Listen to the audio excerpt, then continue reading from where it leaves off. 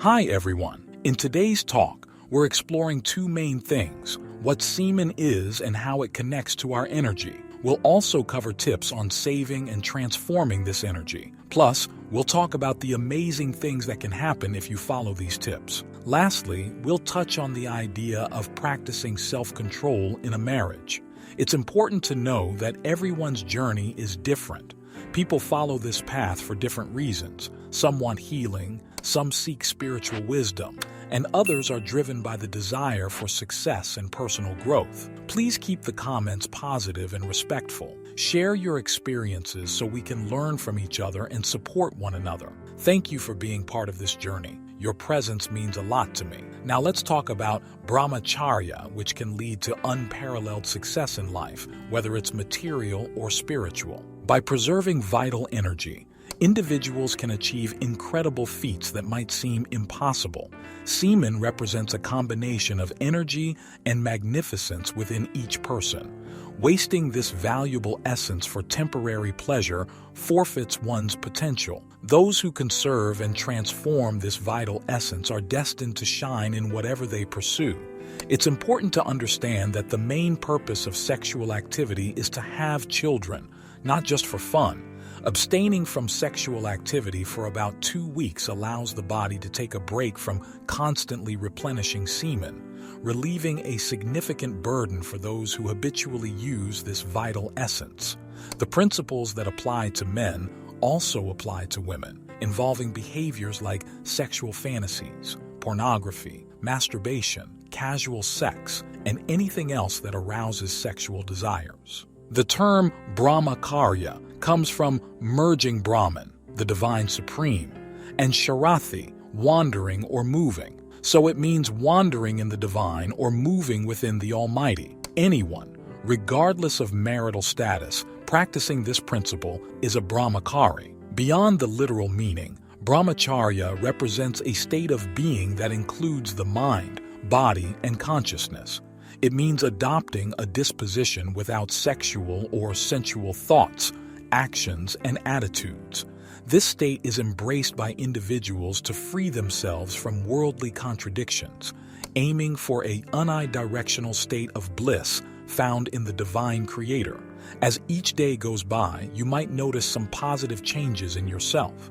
You could feel happier, more cheerful, and more mentally energized. If someone chooses to follow the path of celibacy for 12 years without losing any semen, people believe they can gain extraordinary abilities and a special kind of happiness that goes beyond normal standards. This path can also lead to a deep connection with a higher power, often described as seeing or experiencing God. On top of that, celibacy might give a person the ability to remember things really well, no matter how big or small. These are just a few examples of the many benefits and powers that someone might get from this practice. But it's important to know that the journey to this point is also really amazing.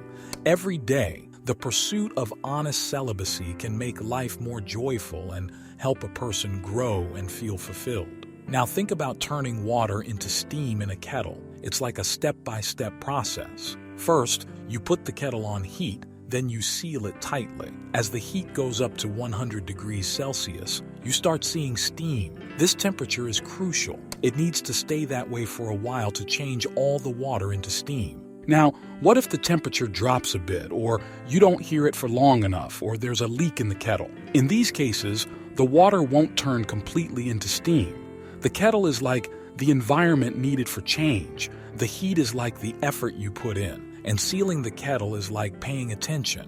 Just like changing these things won't turn all the water into steam, taking shortcuts or making compromises won't lead to the outcomes you want in different parts of life. You need to be consistent, create the right conditions, and put in dedicated effort for a complete transformation. Going on a 12-year journey of practicing celibacy is a lot like this process. It's similar to how the human body makes semen in 7 stages, starting with food turning into chyle and ending with the formation of semen.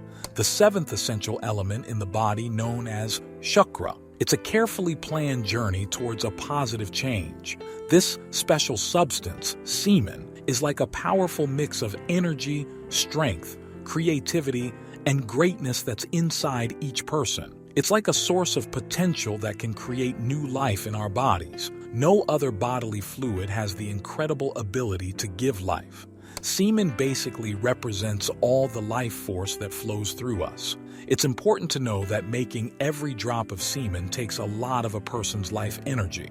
This semen is then used to make new life. But every time you lose semen, you also lose some of your life force, and this makes you less energetic. This complicated process shows how important it is to take care of your life force and follow the practice of brahmacharya. Just like keeping steam in a container leads to the change we want, saving semen and life energy through brahmacharya is the key to unlocking all of our human potential and energy. So, for a man to use all of his abilities and do well in life, it's crucial to save, change, and increase his semen.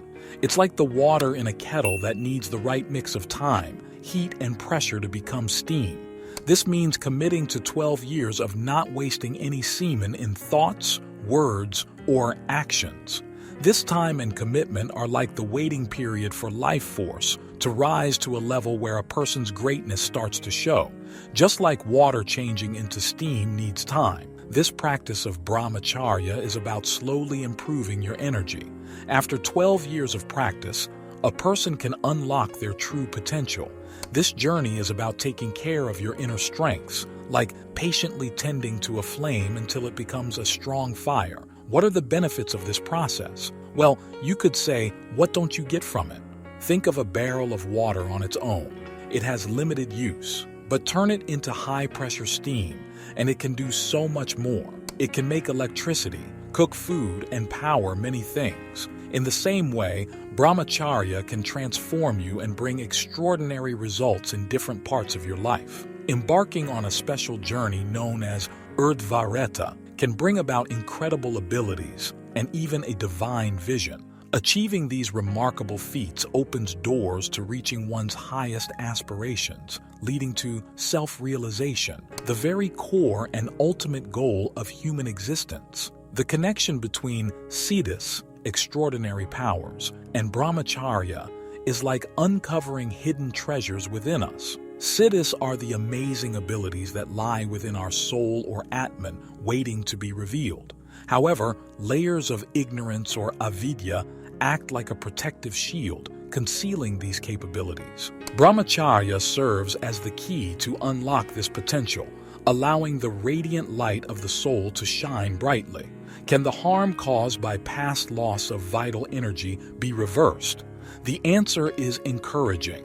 It's never too late for positive changes.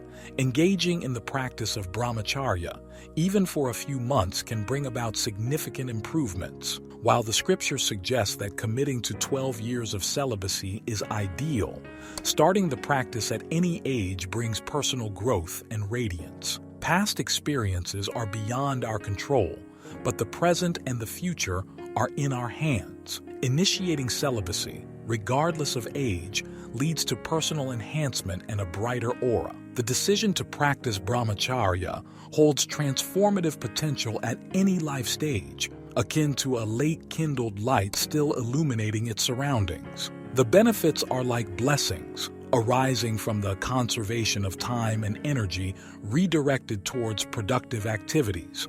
Within this transformative process, a profound realization occurs, an understanding of the divine nature and its favor upon those who practice brahmacharya. While engaging in sexual activity for procreation is legitimate, it's crucial to recognize that emotions can intertwine, shifting focus from the ultimate goal of having children. Feelings can make a person really interested in having sex, and sometimes they forget that the main reason for it is to have babies. If someone is married and takes care of a family, it's okay to have sex as long as it's for a good reason, like wanting to have kids on purpose. This is seen as morally right because it matches the couple's plans. Especially in the early days of marriage, being close with your partner in a romantic way helps make the relationship strong and healthy. It's like a special way to connect with each other. But as time goes on, married couples might find that their bond becomes strong in different ways, not just through sex. Things like being kind, truly loving each other, understanding each other, being good companions, and sticking together become more important. Over time, these things become the foundation of their relationship.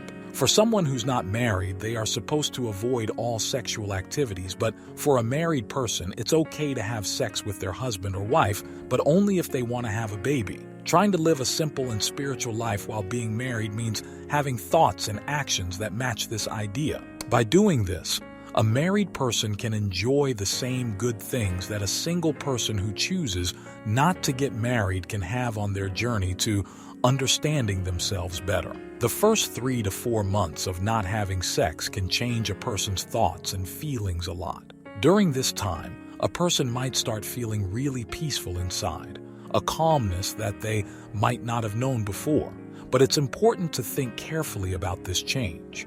If you like learning about this, please subscribe to our channel for more interesting discussions and insights. Thanks for watching.